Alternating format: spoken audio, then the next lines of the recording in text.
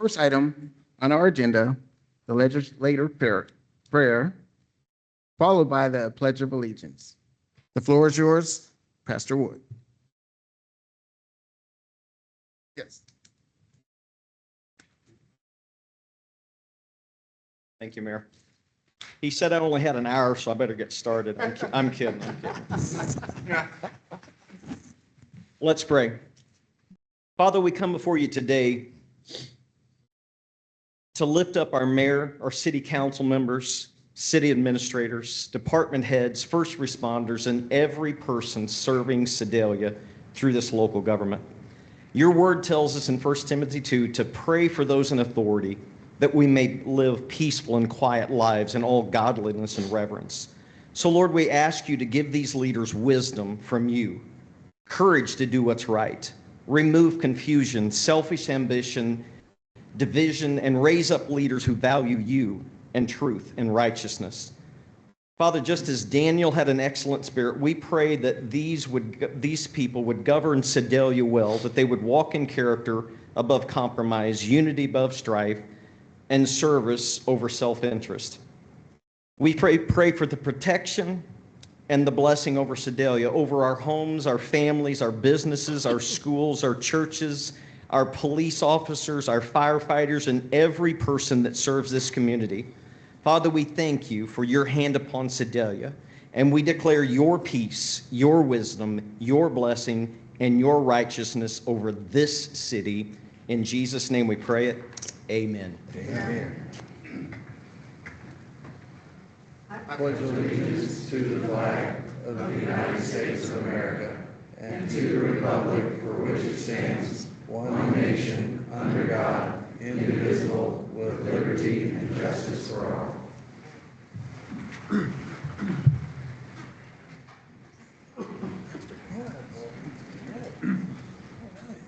Clerk Myers, will you call the roll? Robinson. Yes. Ames. Here. Scribner. Here. Bogus. Here. Covington. Here. Cross. Yes.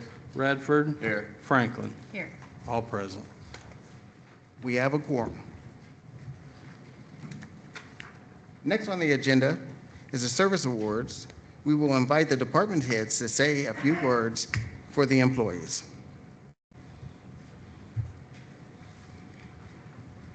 Good evening. I have Alyssa Minning here in the finance department. She's been with the city of Sedalia for 5 years as a utility support specialist.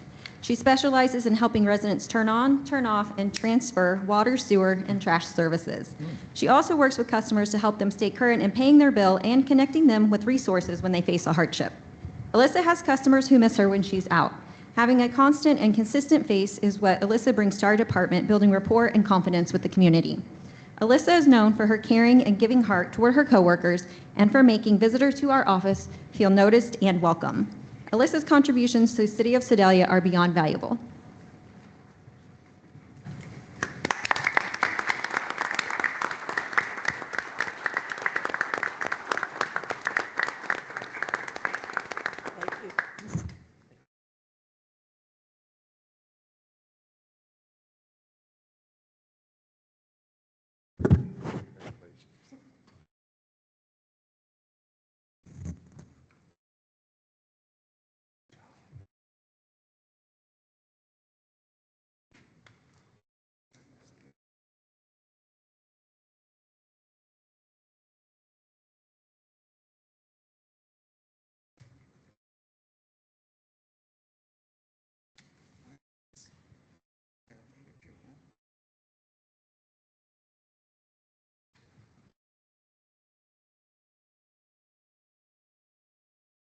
Mayor, members of council.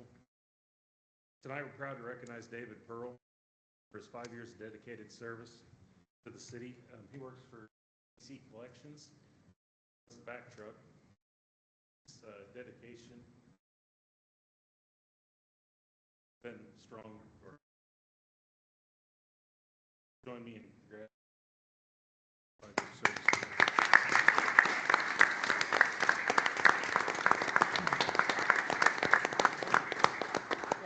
David.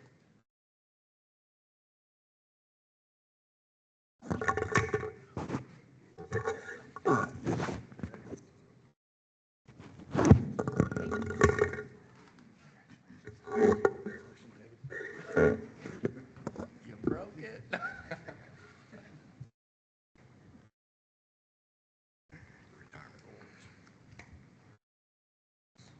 Next on the agenda is the retirement awards. We will call the department heads up to say a few words. Well, Mayor Williams, would you come forward, please? I asked him who he would like to present this, since we've never had a mayor get a service award. Travis has worked for the city, or worked for the city for 20 years and 7 months, it says. And I can remember many, many years stopping by to put fuel in my police car and carrying on conversations. And he was always going out there working very, very hard. So on behalf of the city, I congratulate you and thank you for your service.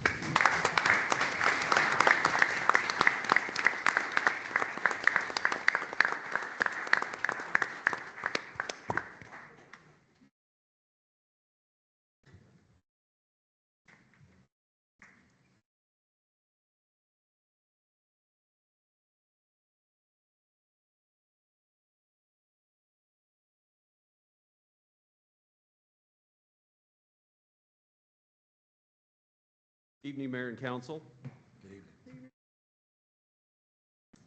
It is my pleasure to get to read Gary Reynolds' retirement.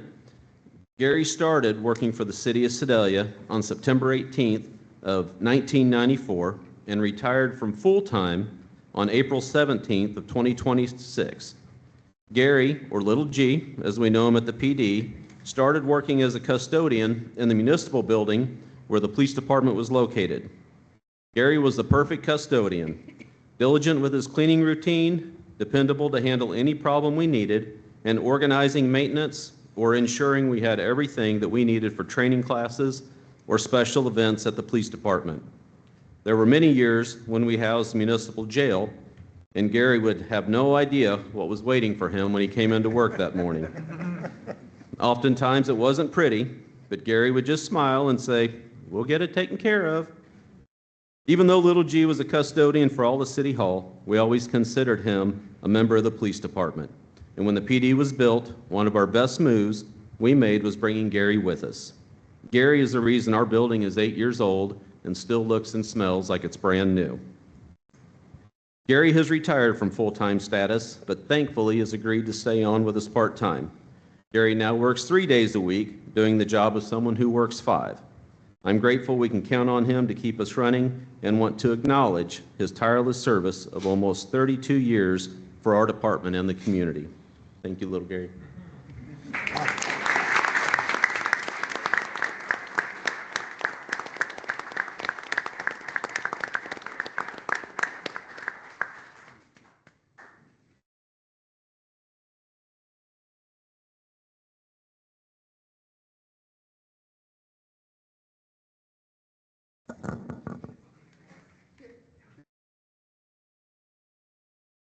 Join the police department there. Yeah.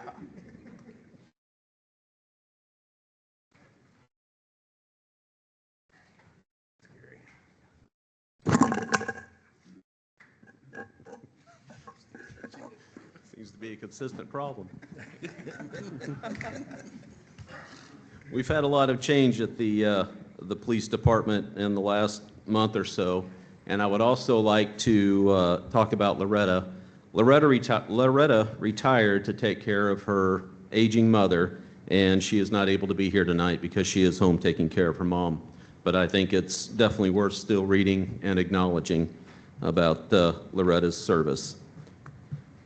Loretta has worked for the police department from November 12th of 1996 until April 30th of 2026. Loretta worked in the records unit, helping to ensure our written product was one of the highest quality before it was released into the world. Loretta confirmed that reports were complete and correct as the last line of defense before being sent out to the media, defense attorneys, and the public. Later, Loretta was tasked with the added responsibility of purchasing, billing, and ensuring our financial accounts were meticulously maintained. All of these tasks are very important to us, and they do not begin to describe what it was like working with Loretta for 30 years. Believe it or not, working at the police department is not always the most positive of cultures. When you combine a high-stress environment with over 50 type A personalities, eventually the atmosphere will get you down a little bit. But not Loretta. Loretta always had a smile and a sympathetic heart, especially in the worst of times. Loretta understood the special relationship we have at the police department and personified what that should mean. She always supported her brothers and sisters in blue and would do anything that she could to help. During special events such as the Officer Memorial Ceremony or the Officer Awards Banquet, you would find Loretta serving with a smile. I think servant describes Loretta best. She has a servant's heart, and she dedicated her career to our citizens and our officers. She has clearly loved us for the last 3 decades, and we love her back. She wanted me to sing something that she had prepared as a mercy to you all. I'm not going to do that, but I am going to say it. And this is from Loretta to everyone here. I'm so glad we had this time together just to have a laugh or sing a song. Seems we just get started, and before you know it, comes the time to say, so long. Would everybody please join me in congratulating Loretta for 30 years of service.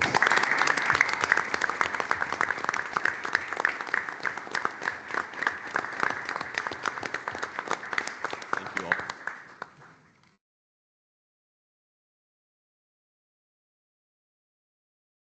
Next on the agenda, special awards. We have none at this time. Now we're going to get into the good and welfare portion of the agenda. Items from the audience, please sign up in advance in accordance with the city code, and you will be given 3 minutes to address the council. Okay. I have 3 individuals that signed up for agenda-related items tonight and 1 for a non-agenda item, Mayor. So the first one I have on agenda-related items, I have Harry Hofert. He wants to talk about the proposed landfill facilities agreements. Harry Hofert, 1408 South Barrett, Sedalia. Last time we had a vote, and I guess it got vetoed, right? Is that how I understand everything? Okay. So looking back at all this, I mean, I hear a lot being a business owner downtown. Where did the $51 come from that was told everybody that that's what it was going to go to? Why, was that real? Or was that just something somebody made up? Because I know it's $31, right? That's what you all said in the meeting. They came back. Right now, I mean, to me, we've got new and old members on here doing what's best for Sedalia. The trash deal seems to me like one of the things that would have been really, really easy to have a lot of outgoing to the community about what why. A lot of people didn't know why we were trying to switch up.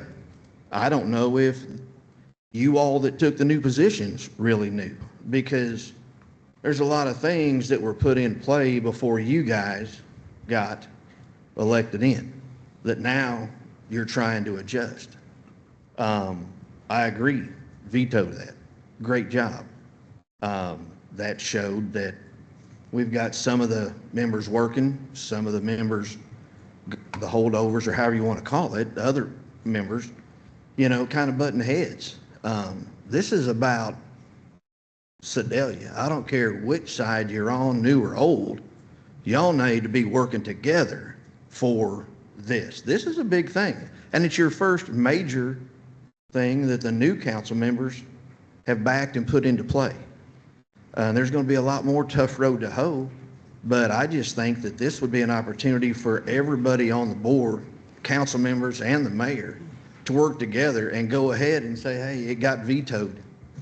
Let's work on the next one. Now let's go. Instead of, I don't know how many times once something's been vetoed, how many times you can bring it back, but I bet it's not over.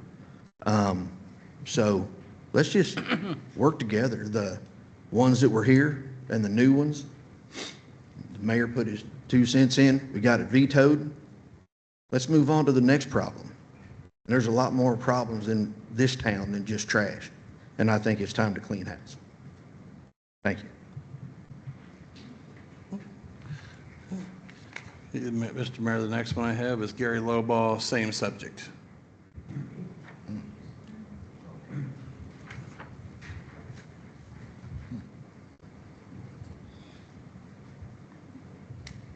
I'm Gary Lowball. I live at 821 South Arlington Avenue in Sedalia, Missouri. I probably would have attended the meeting of Public Works when you all discussed it, had I any idea there was a public meeting. But unfortunately, it didn't get printed any place, or there was no notice that I saw, but I might have missed it. Okay. And I wondered, was at the Public Works Commission, our meeting, when you all came up with the idea to put the Warrensburg landfill on the agenda again, was there, other than you two are the committee, you're the chairman, and you're co-chairman, if I understand it right. Were there others at that meeting? Were there notes taken? Was it a very good presentation that convinced you that you ought to bring this up, despite the fact that your mayor vetoed the very same thing last week, and his veto was upheld? Is this a backdoor way to get your own way? Is this sour grapes? What is it? It's not good protocol. It's not good sense. If we don't have a special award, but I would give it to you guys for coming up with it. Whoever had that idea, man, you need a special award. You need to rethink what this city is wanting. You need to rethink. The mayor's argument against it was very convincing. You need to rethink the whole idea of a committee. Just because you have a committee, you don't have to revisit things. If they're done, they're done. I would like to, if there was minutes of this meeting, I would like to see them. If there were notes, I'd like to see them. I'd like to see what your thought process was. That you had to, wow, we need to put this back on the agenda because the people of Sedalia need us to pass an ordinance where we can haul trash 30 miles down the road, back and forth. If the contract was so bad with the other one, that's for negotiating on your account. You negotiate these contracts, get them right. If they're doing something wrong, hold them, take them to court, get them right. That's your job. Thank you.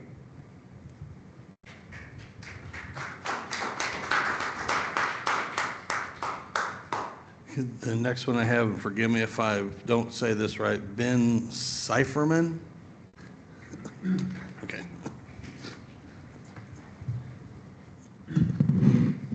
No, Ben Seiferman, Regional Vice President, GFL Environmental, 7921 East Truman Road, Kansas City, Missouri.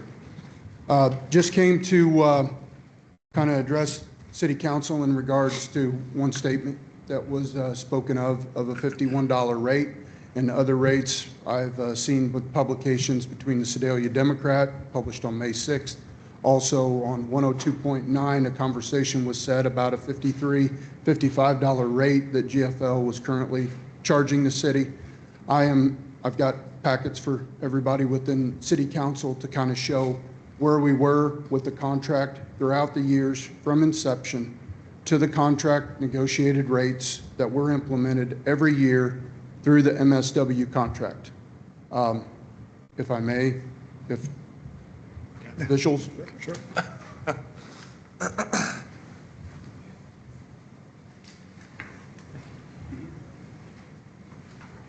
Thank you.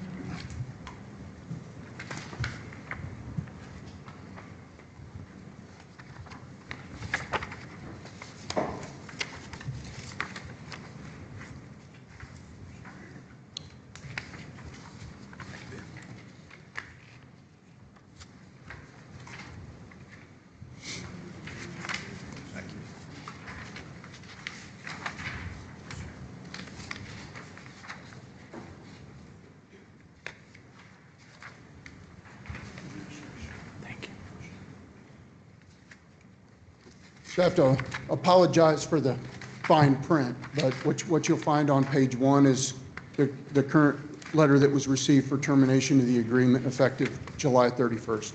And upon that, all respectively honored that request until an RFP was indeed released. But in hearing these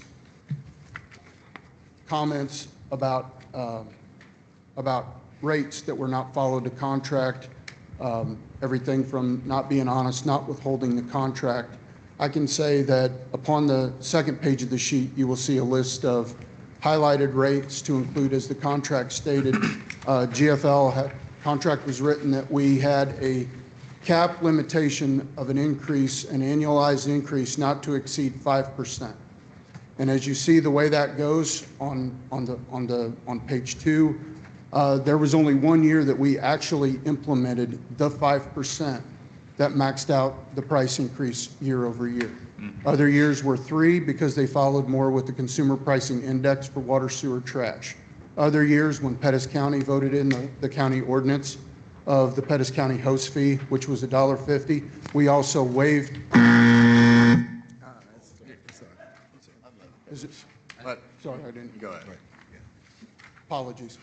We also waived the right to increase that year to follow the $1.50, and we used that as a pass-through to the county as an increase to city sanitation. What year was that, Mr.? I'm sorry. I want to say that was 2024 when that was implemented.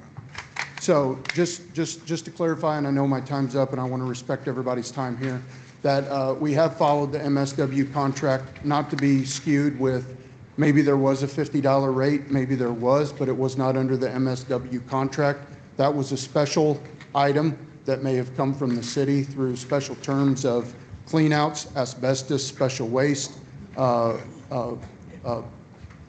cleanouts, things of that nature, where specialized, where they require special handling, special permitting, follow-up with engineering, and it does not necessarily follow or outline the contract as stated. So, Okay, real quick, I have a question. So when if there is like a hazardous waste and what have you, that you take out to the landfill, that's only the time when the rates will go up based on hazardous waste. Anything outside of just regular waste that we have going out to the landfill. yeah, Am I saying that right? Special non-hazardous Special waste. non-hazardous, okay. Yes, anything that does not fall under standard MSW, but if it's MSW, the prices will not fluctuate outside of the contract given. And that, we feel for several years we've been a staple in the community and a partner with the city of Sedalia, and we'd like to continue that trend in the years to come. Appreciate it. Thank you. Thank you for your time. The only other one I have is a non-agenda, Brandon Behrens. He's in attendance. Okay, that was the last one I have, Mayor. We had another one that we were mentioning.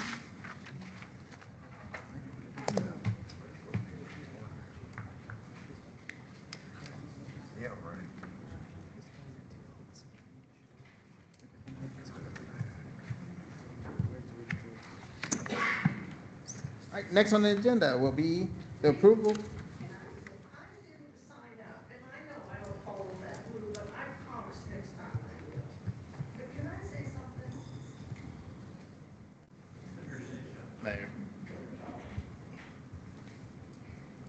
Briefly, so we can move this on. Hey, I have pictures I can show you where I live on, Sandy, okay. I Can I get live, your address one more time? 816 West 3rd. Okay, I've lived there 3 years, thereabouts, 3 years. And up until this year, which I can't blame the mayor because he left, but up until this year, they don't mow. Behind me, there's an alley, then a lot owned by the city. Across the street, there's a lot owned by the city. I found at least 2 more lots owned by the city. I've measured the lot behind me in the last 2 weeks. It was 36 inches. Today it's 42. I have pictures of everything I'm talking about here. There's one at the corner of Grand and 4th, and I went over there today and just walked it. It's full of big rocks, concrete blocks, and maybe that's why they don't want to mow it, but they should clean it up before they mow it. But this, you're welcome to see them. I got 3 sets here, so you can have one and you can do whatever you want to do, and you can show them to everybody. I think it's ridiculous. I've seen them many times, many times with those beautiful, beautiful John Deere zero-turn mowers out there. They take 2 off of a trailer that sometimes has 4 on the trailer. 2 people watch, 2 people mow. It takes them 10 minutes to get the 2 lots that are right behind me mowed. But for some reason, the man in charge of that department is not seeing fit. There's also a picture in there. It's at the corner of Grand and Wilkerson. You know, the sidewalk comes, meets a little piece of grass there that's still close to the street. I've lived there 3 years. It's been the same way for 3 years, and I'm willing to tell you, because my son and I keep track, it's been 5 years like that. I'll be glad to show you which one's that.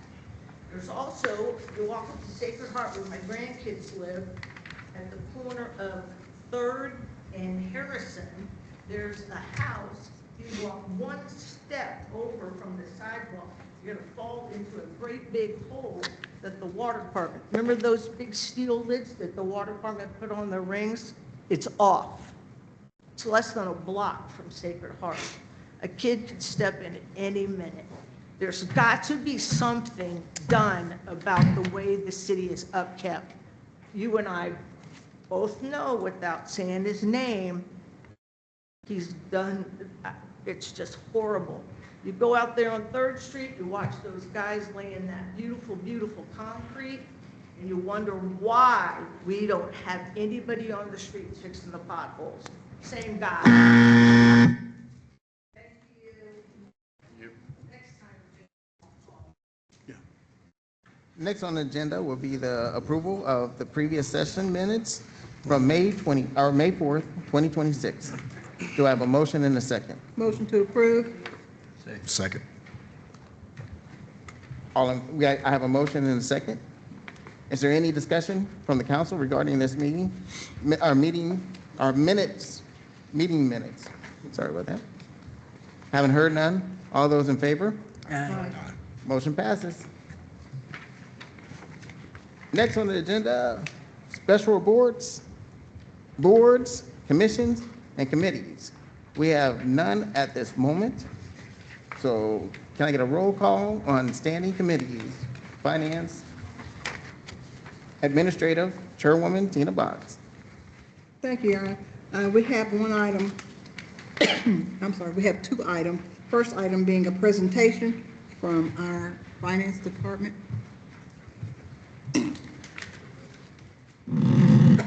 Reporting on the revenue collection trends for this month. We're looking at the second set of numbers on the chart for fiscal year-to-date figures. We're looking at sales tax based on March sales at the cash registers at the stores. Net sales and use tax fiscal year-to-date is higher than the same period last year of around $108,000, or 3.6% higher. We had budgeted for a 3%, so we are over budget fiscal year-to-date at this point of about $17,000. The marijuana tax, the year-over-year comparison is higher fiscal year-to-date by about $40,000.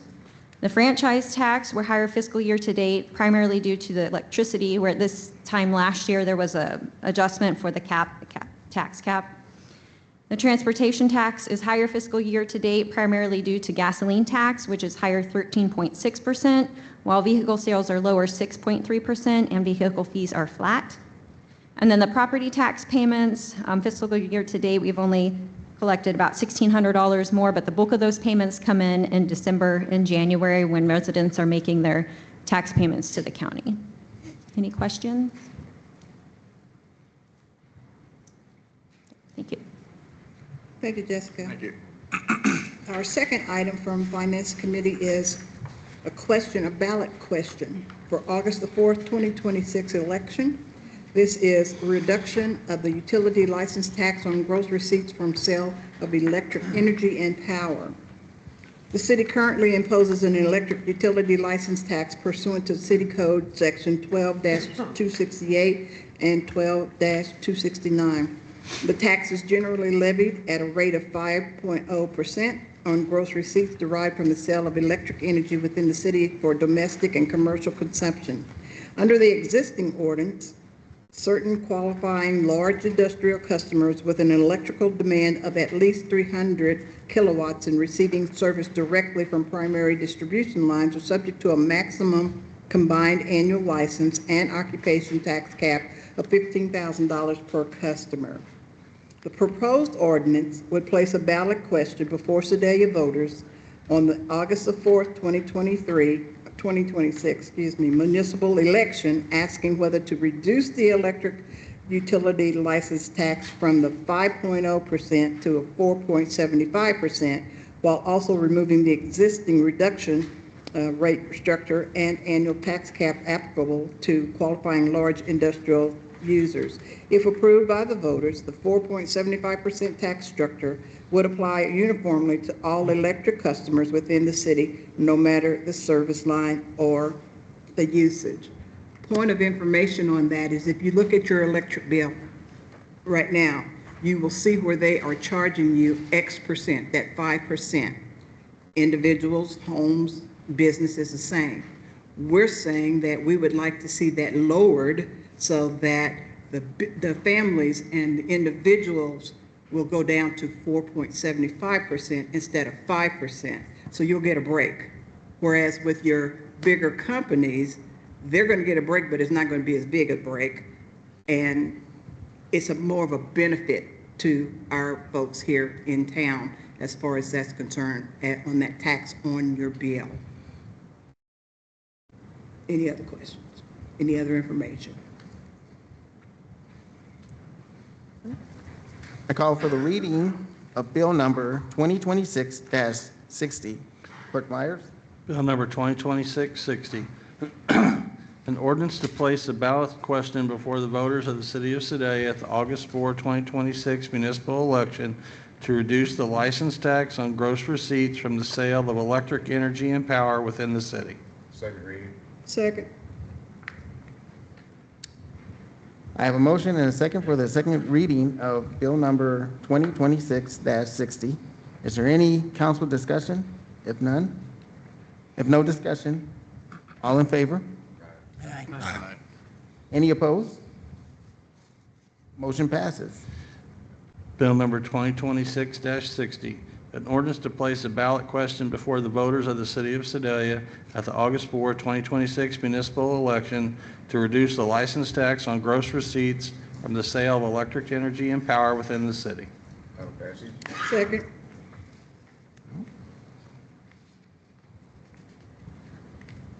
Was that a motion?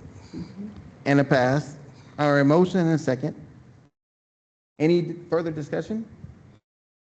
So all in favor? Roll call. Roll call. Redford, Yes. Franklin, Yes. Robinson, Yes. Ames, Yes. Scribner, Yes. Bogus, Yes. Covington, Yes. Cross. Yes. All in favor. And that concludes finance and administration. Next on the agenda, Public Works. Chairwoman Franklin. And there are 3 items for consideration through Public Works. The first one, Airport Director Mitchell Mullen will provide a presentation regarding current infrastructure needs at the Sedalia Regional Airport, including proposed rehabilitation of the former airport terminal building and anticipated matching fund requirements associated with grant opportunities for construction of a new hangar facility. Staff has prepared a budget amendment that would allocate proceeds from recent airport hangar sale toward several capital improvement needs, including airport-related projects. The presentation is intended to provide the council with background information regarding airport facility conditions, operational needs, and funding strategies. Hello, Mayor, City Council. Thank you for allowing me to present tonight. So, as we just stated, we had just sold a hangar back to Pro Energy, and we are wanting to allocate the funds from that, some of the funds from that, into two big projects out at the airport, an FBO remodel and a new hangar. So first off, what is an FBO? FBO is basically a building at an airport that provides services to aircraft that come in and out, planes that are based there, stuff like that. So we provide services to general aviation, private jets, corporate flights. We do stuff such as aircraft refueling, maintenance, hangaring, and passenger amenities such as lounges and catering services as well. The FBO that we are moved back into after that sale was built in 1979, and the images that I'm about to show you will show how old that building looks. So first off, the first thing that we need to address with the building is the ADA compliance issues with the doors. Also in the image on the right, you can see that there's a ramp. The image doesn't really show it justice, but it is pretty steep. The next thing is outdated furniture and outdated painting and trim. So if you look at the images, you can see that the furniture in there and the trim looks like it's pretty outdated. And then the utility closet is shown here. Outdated building systems and infrastructure. As you can see, we have a water basin right next to our electrical equipment. So we want to address all that, get it all fixed up, and make it look good. Also in the bathrooms, they also look extremely outdated. Also, this photo doesn't really do it justice, but in the red circle, you can see if you were to walk into that building, you can actually see a dip in the roof. So it might be due to water. There's a water stain around the light, so there might be a leak that needs to be addressed or something. The goals for this remodel is to, first is update the electrical, plumbing, HVAC, and networking. Bring it all up to the modern age. Like I said, fix the ADA compliance issues that were brought up and the other issues like within the utility closet, the issues with the bathroom and the walls, ceilings. We were wanting to completely just gut this building and kind of build it back up. Update the paint, trim, furniture, make it really nice, and overall just bring more amenities to pilots. I really want to get a pilot lounge for the pilots that come in. Sometimes we'll have pilots that come in and have to sit for multiple hours. Like just a couple of weeks ago when the Amazon facility was ribbon cutting, the governor came in and those pilots just had to sit there for a couple hours while the governor did his business. So we run into that situation a lot, and really I want to just cater to those pilots and make it really nice for them so they have an enjoyable experience. I myself am also a pilot, and going to different FBOs, if I go to an airport and that has a really nice FBO, I really want to go there again. So if we have a really nice FBO for pilots, it'll bring more traffic in, which brings more fuel sales as well. Another thing is a conference room for pilots or anybody that come in that might need a conference room to discuss business, provide vending machines. I'd like to have a kitchenette for those pilots. And then one of our biggest complaints at the airport, especially for those people that are based there, is 24/7 access. They'll get done with a long flight. We close at 6 p.m. and then there's nowhere for them to use the restroom. So a lot of them would really like 24/7 access so they can use the restroom after their long flight. And then overall is just make it more appealing to the public. One of the first things that became apparent to me when I took this position was a lot of people in Sedalia don't even know we have an airport. So my goal with this too is try and invite people out there and show them what great airport we have and the facility we have as well. The second project that we are also wanting to do with the funds from the sale of the hangar is build a new hangar. So the hangar provided in the image is very similar to the one that we're wanting to build. It's 85 foot by 85 foot. This is going to be, the goal from this hangar is to do overnight or long-term storage of mid-sized jets. With this, the cost estimate for the city, we would get federal fundings for it. It's an $800,000 hangar with a 90-10 split, so the city would be $63,225 as shown there. The goal is to get 1 to 2 jets in there, and then with jets, the rent we can charge about $1,000 to $2,500, depending on the size of the plane. And then also with this, the jets that would come in, they get a lot more fuel than the tinier planes. So not only would we be earning income from rent, we'd also be earning the income from the fuel as well. With the images, my next couple slides are basically showing some layouts. I used planes that are currently actually at Sedalia, that are based at Sedalia. So here we have 2 Cessna Citations, plenty of room to fit those 2 in there. Phenom 300 is actually the world's best selling for 14 consecutive years. We have one of those at Sedalia's airport, and they can carry about 6 to 9 passengers. We could easily fit 2 of those.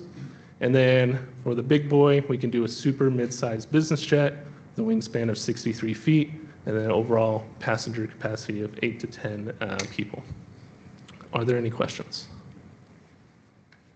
So the hangar, is one deal that you want to do, but so the money from the sale of the Pro Energy hangar, you're saying that that would be for the building itself? Like not the hangar, but your FBO? So the funds from the Pro Energy sale would go to both projects. Okay. Paying the 10% share of that, and then the rest would be covered by the federal funding. Gotcha. Why did it wait so long? It was what, 1979? 1979. I believe it's been renovated. Not your fault. You might not have been born then. I don't know what you're saying. Well, they operated it until 2021, and then that's when we bought the Pro Energy hangar from Pro Energy. Okay. So we were operating out of there for a couple of years, and then we sold it back to Pro Energy, and now we're back into that building. I wouldn't be able to tell you the last time it was renovated, though. Okay. Been a minute. I have a question. Yeah. Does the airport make the city any money? Are we breaking even or what? So one of the biggest reasons why we ended up selling the hangar back to Pro Energy is because we were actually losing money from that hangar with how big it was, heating, cooling, and all that. So with the sale, it happened in early April, so it's kind of too early to see how much we're actually saving, but I believe so, yeah.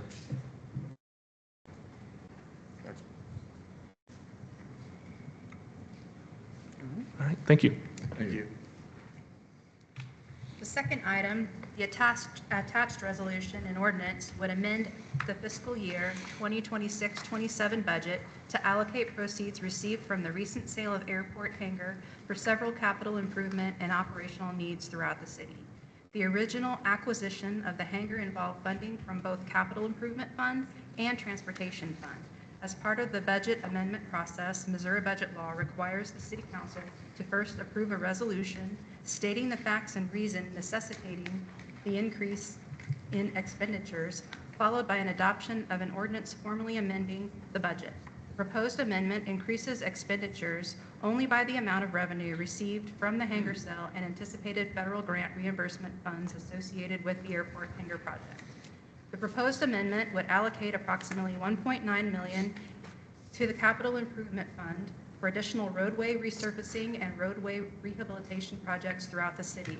This would increase budgeted roadway funding from approximately $1.5 million to approximately $3.4 million for the fiscal year, allowing staff to address additional street and roadway needs. Approximately $1 million would be allocated toward rehabilitation and continued use of the airport's former terminal building, which is currently back in use, and to provide required local matching funds associated with construction of a new 85 by 85 airport hangar project. The new hangar is intended to accommodate multiple smaller aircraft or a larger aircraft to expand airport operational service capabilities. The amendment also includes recognition of approximately $736,775 in anticipated federal grant reimbursement funding related to the hangar project. In addition, portions of the proceeds would be transferred back to Transportation Fund and Sanitation Fund to assist with market-based salary adjustments for operators and sanitation employees.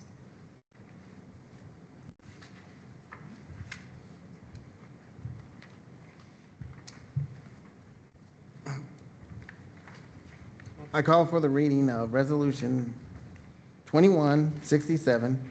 Clerk Myers?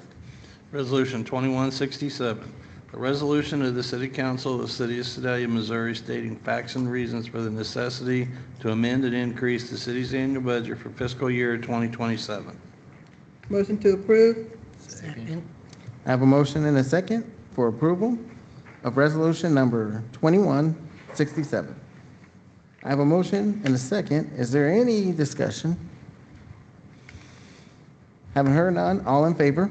Aye. Any opposed? Resolution passes. I call for the reading of Bill number 2026-61. Clerk Myers? Bill number 2026-61, an ordinance amending the budget for the fiscal year 2026-2027 regarding airport hangar sale funds. Second reading? Second. Do I have a motion and a second? I have a second and I have a motion and a second for reading of Bill number 2026-61. Clerk Myers? So we already had a motion and a second. So For the second we need to reading? move it on to second reading. Okay. So all in favor? Any opposed? Bill number 2026-61, an ordinance amending the budget for the fiscal year 2026-2027 regarding airport hangar sale funds. Final passage? Second.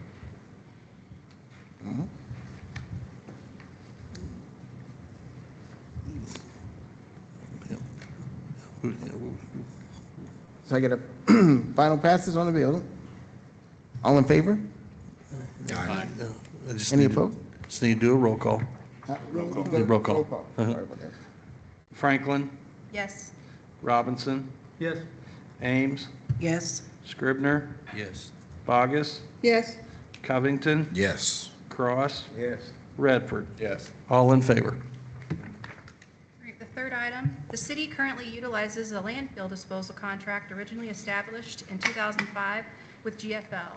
During a review of landfill operations and contract pricing, staff identified concerns that disposal rates being charged did not appear to align in pricing structure contained within the original agreement. Staff researched the matter internally, reviewed prior discussions related to the contract, and consulted with legal counsel regarding available options. Following that review, the city issued notice to terminate existing agreement and initiated a formal competitive bid process for landfill disposal services in order to establish updated pricing, service expectations, and operational terms through a transparent procurement process. The city received 2 bids, one from GFL Environmental of Sedalia and Show Me Landfill of Warrensburg.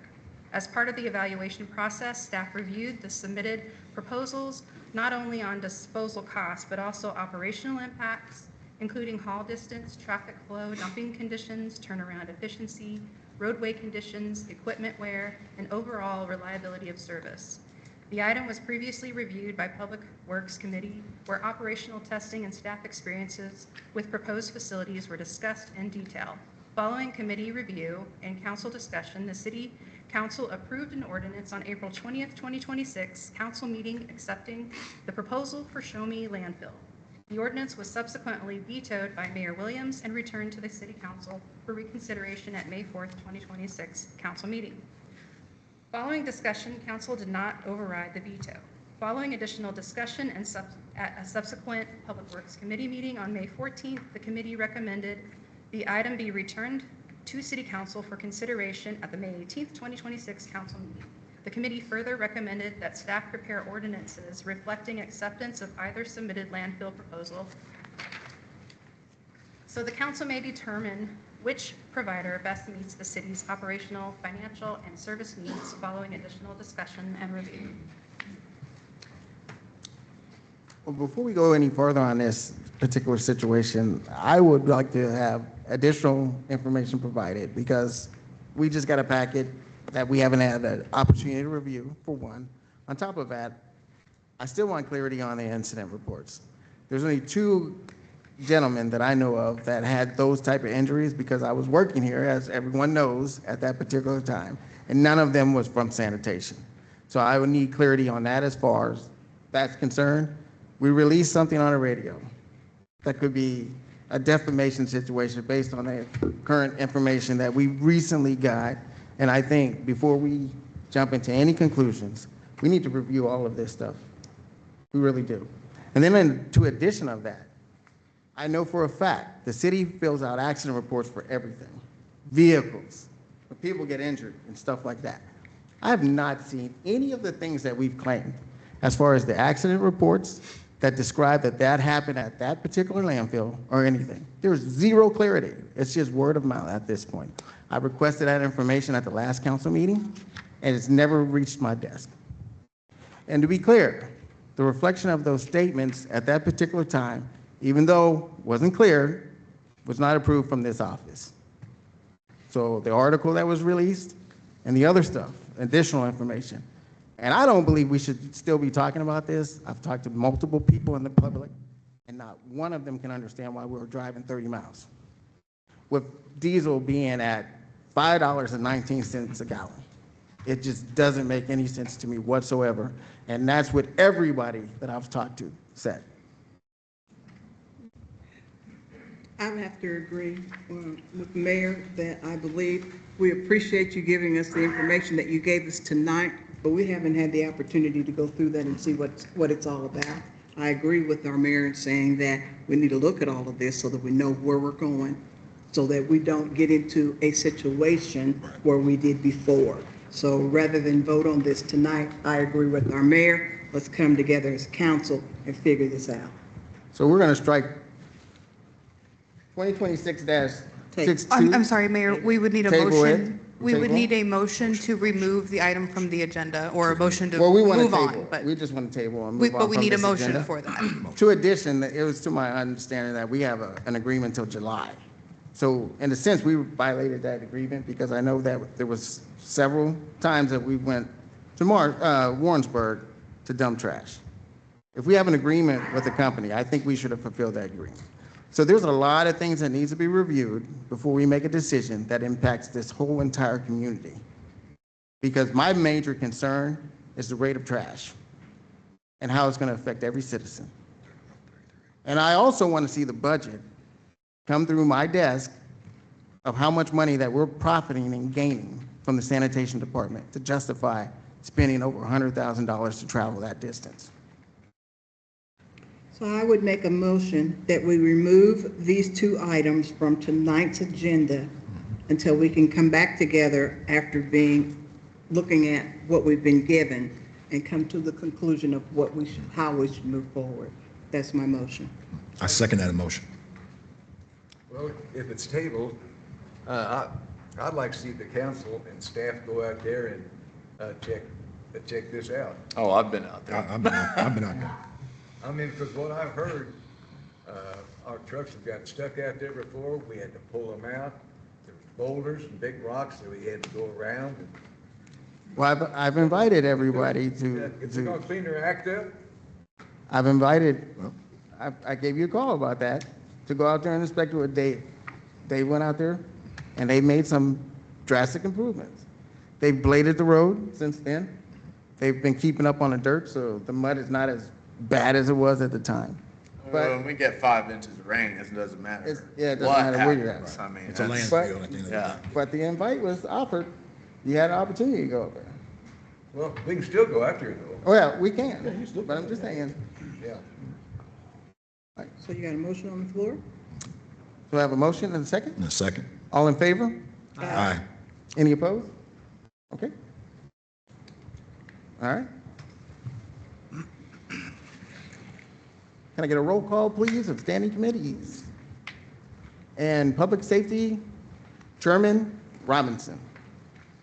The need for additional animal services vehicle was first identified as part of the 2025 Animal Services Strategic Plan and was subsequently included in the approved fiscal year 26-27 budget. The vehicle purchase is part of the department's long-term operational plan associated with adding an additional animal control officer position to improve service capacity, field response, and animal transport operations. The attached ordinance authorizes the purchase of a 2026 Ford F-250 with an 8-foot satisfactory bid from Greg Smith Ford Lincoln for use for the Sedalia Animal Shelter in the amount of $47,895. The proposed vehicle configuration was reviewed by staff and determined to best accommodate the specialized operational and equipment needs associated with the animal service. Greg Smith Ford Lincoln submitted the only bid received, and it's a reasonable bid and within range below what was budgeted. All right. I call for the reading of Bill number 2026-63. Clerk Myers? Bill number 2026-63, an ordinance authorizing the purchase of a vehicle for the Sedalia Animal Shelter. Second reading. Second. I have a motion and a second for the second reading of Bill number 2026-63. Is there any discussion? Is this just purchasing a second truck or replacing the Beg your truck? pardon? Is it replacing the truck or is No, it it's adding. adding? So they'll have a second officer. Yeah. They need a second off. Oh, yeah. I mean, it's a large area, so.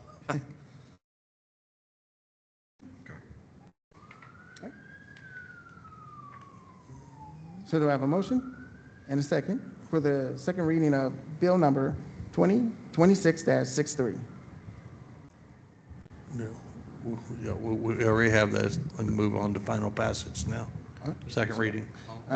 Bill number 2026-63, an ordinance authorizing the purchase of a vehicle for a Sedalia Animal Shelter. Final passage. Second. Okay. So roll call? Ames, Yes. Scribner, Yes. Bogus, Yes. Covington, Yes. Cross, Yes. Redford, Yes. Franklin, Yes. Robinson. Yes. All in favor?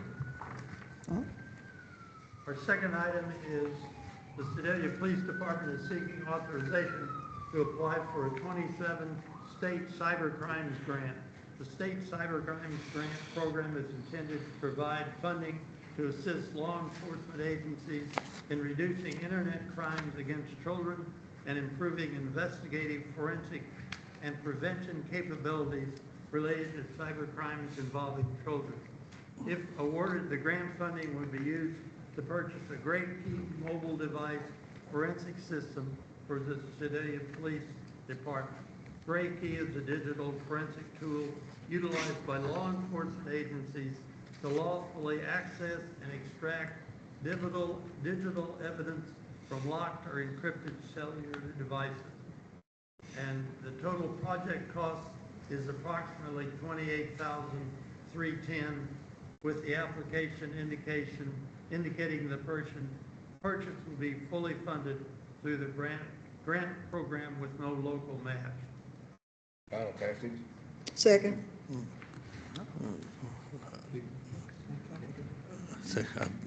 I've got to read the resolution first. Resolution. Yeah. Yeah, we're at resolution now. I call for the resolution number 2168. Clerk Meyer? Resolution 2168, a resolution authorizing the submission of a SFY 2027 State Cybercrimes Grant application. So moved. Do I have a motion and a second? Second. Is there any discussion? If no discussion, all in favor? Aye. Any opposed? Resolution passes. Community Development, Chairwoman Ames.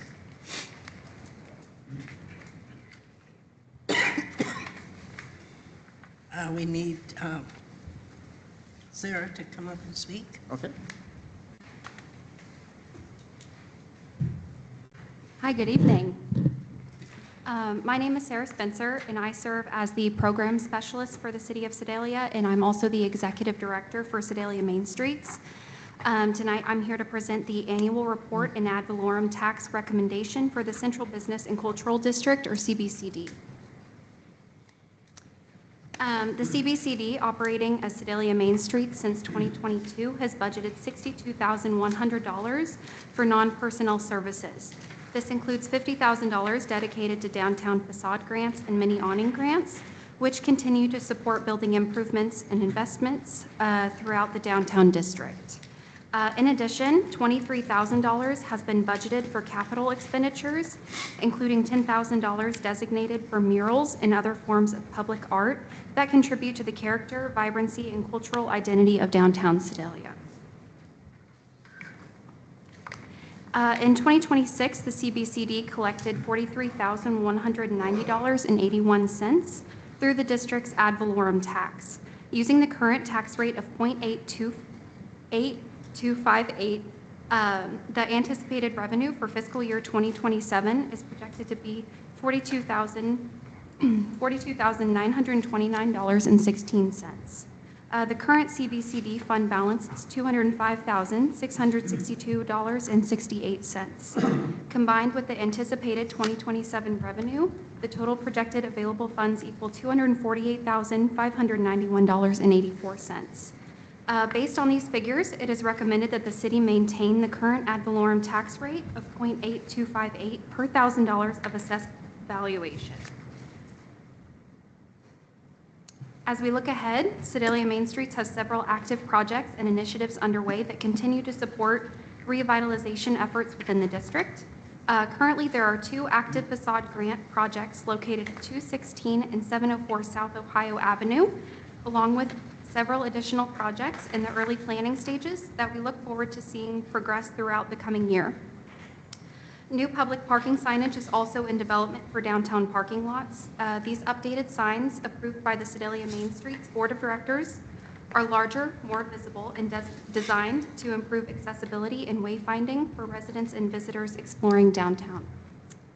Additionally, the Design Committee and Board of Directors are in the process of finalizing a 2026 mural project that will further enhance the visual character of the district through public art.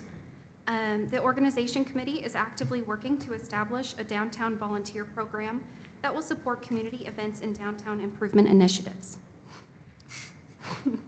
As part of this effort, we are currently organizing a downtown cleanup event in preparation for the upcoming World Cup and America's 250th celebrations.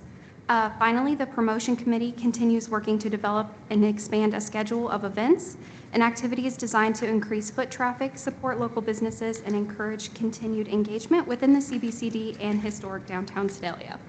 Thank you for your time and consideration. Does anybody have any questions? Yes, ma'am. Yes, Do you have ma'am. any idea what the status of the Uptown Theater? I have not heard anything in regards to the Uptown Theater. Okay, thank you. Thank you. Thank you, Sarah. So other business, Your Honor, at the public safety meeting, we asked our fire chief to come and explain a situation that concerning staffing within the fire department. So if we could have him to come up at this time, we'd appreciate it. Good evening, everybody. Good evening. Councilwoman Bogus is correct. At the public safety meeting, I brought up at the director's report the current status of the fire department and its use of overtime. The fire department is currently down 4 suppression personnel, basically roughly 10% of the suppression staff. In June, I expect to lose 1 more person due to promotion. July, I'm going to lose another person going to New York. So I will be down almost 15%. We have been averaging approximately $16,000 in overtime per month for the last 5 months. This would equate to about $192,000 over a 12-month period. Given that we are currently down 4 firefighters at an average salary of about $43,000, that equates to about a $20,000 overage of what we're spending in overtime versus our 4 people. Once you take into account for insurance and retirement, I believe we are actually saving more than we are spending. Most of my overtime, though, is coming from battalion chiefs, captains, lieutenants positions. So even if we were to hire the 4 people today, it'd be 16 to 24 months away before they would be able to save and step into those positions. We are currently promoting in the promotional process now.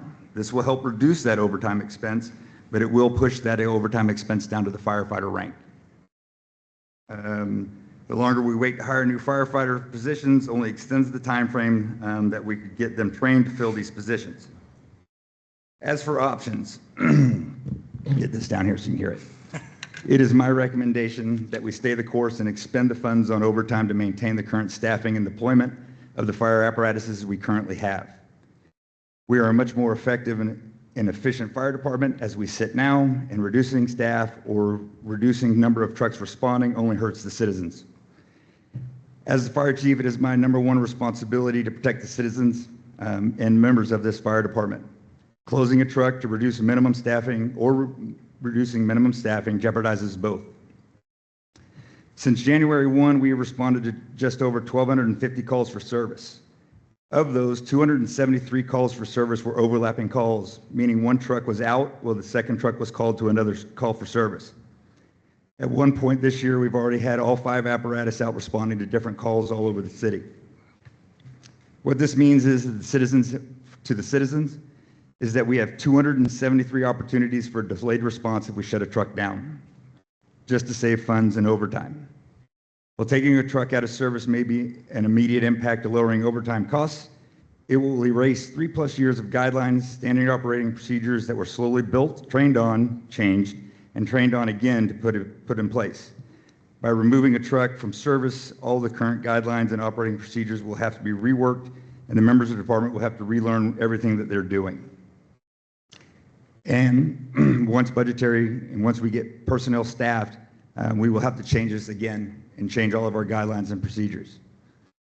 Although we train and plan for trucks to come out of service due to unforeseen issues, those issues are generally short, and the reserve trucks are put into service to stop gap for those instances. I have a middle management issue. Excuse me. I have firefighters and drivers that won't step up to rank for captains and lieutenants. So that is the more pressing question to me, is how do I incentivize my personnel to take on roles of higher responsibility and stress? Firefighters that are great at their job do not necessarily want the added responsibility to step into a driver's position. They are comfortable in their jobs and they're very good at it. And the $50 that we pay them for a 24-hour position that requires more knowledge, training, stress, and responsibility, in my opinion, is not enough. Drivers and lieutenants are in the same boat. They are great at their job, but ask them to step into a position where choices and decisions that they make can get somebody hurt or killed for $50 just isn't worth it to them. This is why we're in the position that we're in. I do not have enough personnel to step into those high responsibility positions, so if a driver or an officer wants to be on vacation, take off time to be with their family, or calls in sick, I actually have to hire the position for that day. I can't just step somebody up from a lower position and pay them the $50. So you guys asked me for choices, and my recommendation is to stay the course. The only other choice to immediately save in overtime costs would be to take a truck out of service. And that's the decision that you guys have to make, but my recommendation is that we stay the course and we spend the money on overtime. I don't like it, but I think that's the only option that I have. So I got a question for you. Yes, sir. So we removed the truck from, like you said, from service. Would that allow you to free up money to hire additional staff by eliminating some of the overtime? So we could, but if we are already, even if we could save the $193,000 in overtime, that would get us our 4 staff. We would still have to pay anytime.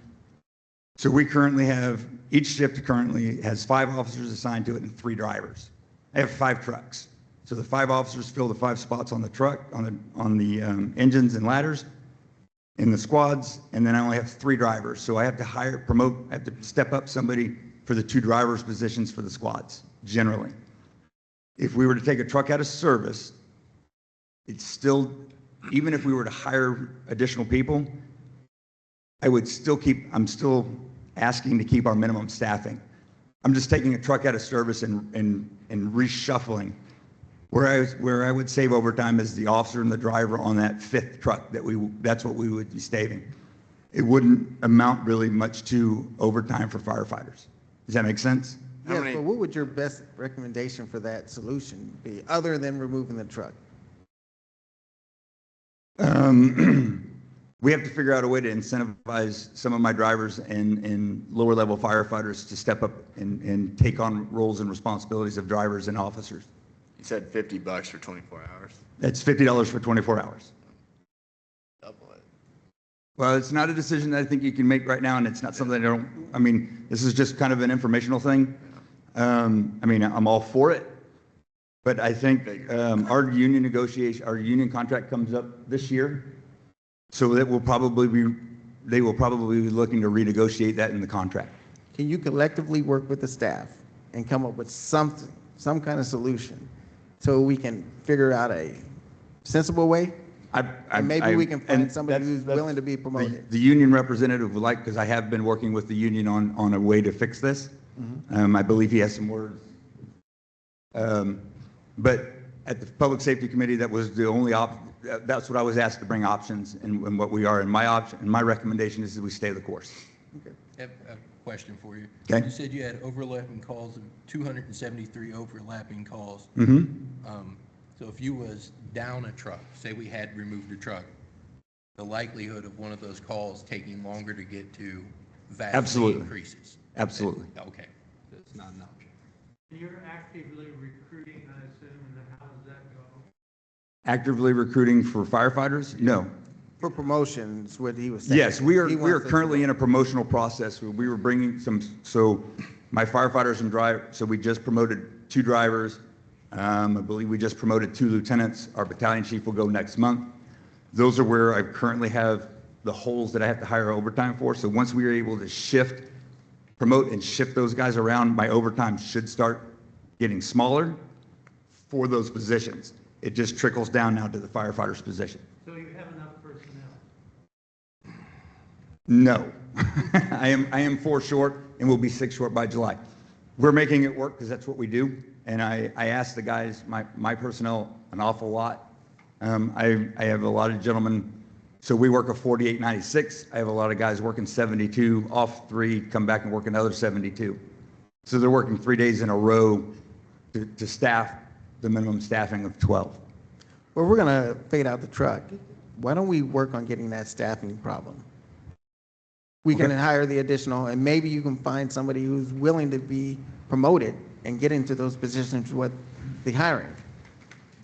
We're gonna fade out the truck anyway, as an option, and maybe you'll find somebody who's willing to promote up to those positions you're needing. But understand, even if we were to hire 4 new firefighters tomorrow, you're looking at 6 months before they're even available to get the training and all of that to move up.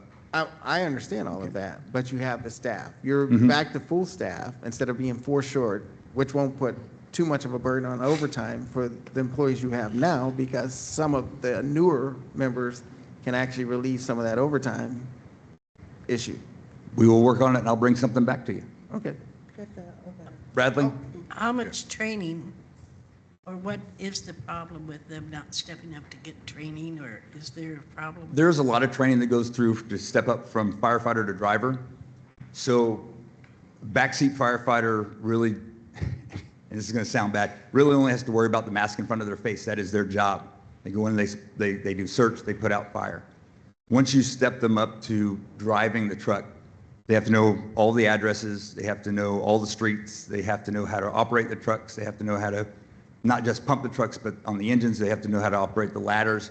And they have a whole packet that they have to go through and train and be checked off on, because there's a lot of, if you set up a ladder truck wrong, it has a tendency to tip over, and we don't want that to happen. So the driver's position is probably, in my opinion, the hardest position in the fire department, because there is so much to know.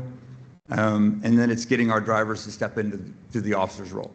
And right now it's really, a lot of it's just not worth it to them to know everything and then have to make decisions that could get somebody killed. It's a lot of responsibility. It is a lot of responsibility, a lot. Okay. So we have another Yep. young man. Good evening, Mayor and Council. My name is Bradley Burton. I'm here representing Sedalia Professional Firefighters Local 103. I appreciate the opportunity to speak tonight. So I'm here to address discussions that took place during the recent Public Safety Committee meeting regarding the overtime within the fire department and possible solutions that were presented. We fully understand the need to monitor overtime costs and operate responsibly with taxpayer dollars. However, we also believe it is important that the full context be considered when discussing these numbers. One of the primary reasons overtime has increased is because the department continues operating short-staffed. At this time, we're currently 4 firefighters short, which Chief Irwin had talked about, with that number increasing in the near future. These are not all new vacancies, and operating below staffing levels naturally results in increased overtime in order to maintain safe staffing and emergency response capabilities. While the overtime costs have increased, there have also been significant personnel savings from those unfilled positions. One of the proposals discussed was the possibility of shutting down an apparatus. We want to respectfully express our concern with that idea, as our city continues to grow and call volumes have increased 36% since 2020. Reducing frontline emergency resources will have a direct impact on public and firefighter safety. Each apparatus within the department serves a specific and important function. The engines focus on fire suppression, ladder trucks perform specialized rescue, ventilation operations, and squads are heavily involved in victim search and rescue. Beyond structure fires, these units also respond to vehicle accidents, hazardous material incidents, technical rescues, water rescues, and medical emergencies, along with many other things. Removing any one of these resources would reduce the department's ability to respond effectively or quickly to emergencies. Many of the staffing challenges we are facing today were anticipated years ago. Local 103 raised concerns to previous administrations about the need to proactively hire and train personnel before shortages became critical. We cannot continue operating with positions left unfilled and then be surprised by the overtime required to maintain service levels. We do appreciate members of the Public Safety Committee and City Council who have taken the time to listen to these concerns and support further discussion on the issue. We did not hear any members of this committee who vocally supported the idea of closing down an apparatus. We're actively working towards solutions, including recent lieutenant and engineer promotions, with additional promotions currently in process. These promotions, combined with filling firefighter openings, would drastically reduce overtime costs in the long run. Again, thank you for your time and service to the community. We simply ask that any discussions regarding overtime also take into account the savings from unfilled positions and, most importantly, the impact these decisions would have on the safety and citizens of Sedalia. Thank you guys. Thank you. I would like to hear the input from the actual firefighters that do this day in and day out. They may have a solution, they may have a suggestion that we might not have heard already. So, no, not tonight. If it were possible for them to write these suggestions down and submit it to us, and then we can go from there and say, hey, we didn't even think about this, or no one even thought about this. I think it's worth your time and worth us looking at it so that we can try and figure this out. I don't want to see a truck taken out of service. That means that the citizens of Sedalia now have less people to get to them in case of an emergency. And we don't want to do that. So, like I said, let's ask our firefighters, do you have a solution? Do you have a suggestion that we haven't heard that you think, hey, this would work? Completely agree. And you want to invite them for the next safety? Yeah. With their concern? Mm-hmm. Okay. So we'll make an appointment for all of the firefighters who have solutions. I mean, we know what the problem is, but if you can provide some solutions and we can collectively go through all of them, maybe we can come up with a viable solution to the problem. At the next public safety meeting, I mean, we don't need everybody, but at least let us hear what everybody has to say, and maybe just have a couple of people that come to that meeting and share that with us. We'll start a suggestion box within the fire department, so the ones who can't make it because they're on duty, their voices will be heard. And that's the main thing, letting their voices be heard. I release. Okay, all right. Okay. Appointments, at this point, none. And we'll accept the resignations of Dr. Catherine Stanley Ditcherman, Public Work Library Board. So moved. Okay. Second. Second, all in favor? Aye. Any opposed? All right. Other business, liquor license. New locations for tap service event, or special events at July 11th, 2026. He's going to read all of them. Jason. Oh, Jason? Yeah, we have 3 new special event licenses tonight and 1 renewal. We have, the special event licenses are all for paid share, doing business as a local tap, 700 South Ohio. The first one is for Provella Bike Shop for July 11th, 2026 from 9 a.m. to 3 p.m. The second one is for Jaeger's Bike Night on June the 12th from 5 to 10. And the third one is for Jaeger's Bike Night again for June 27th from 11 a.m. to 10 p.m. And then the renewal license for paid share doing business as a local tap, 700 South Ohio for Sunday sales. Motion to approve in block? Second. All in favor? Aye. All right. So are there any miscellaneous items? Okay. So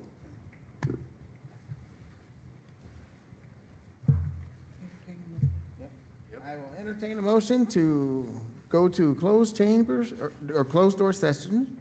Motion to move to closed door meeting pursuant to subsections 1, 2, 3, and 12, section 610-021 RSMO.